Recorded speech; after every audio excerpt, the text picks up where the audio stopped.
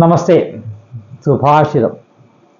പാപാന്നിവാരയതി യോജയതേ ഹിതായ ഗുഹ്യം നിഗൂഹതി ഗുണാൻ പ്രകടീകരോതി ആപദ്ഗതം ച ന ജഹാതി ദദാതി കാലേ സന്മിത്രലക്ഷണമിദം പ്രവദന്തി സന്തഃ.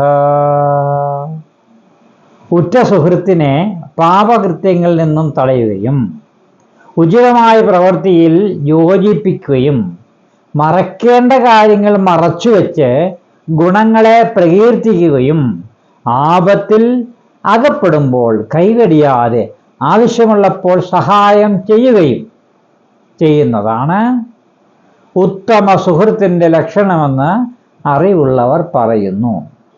ഇതാണ് ഈ സുഭാഷിതത്തിൻ്റെ അർത്ഥം.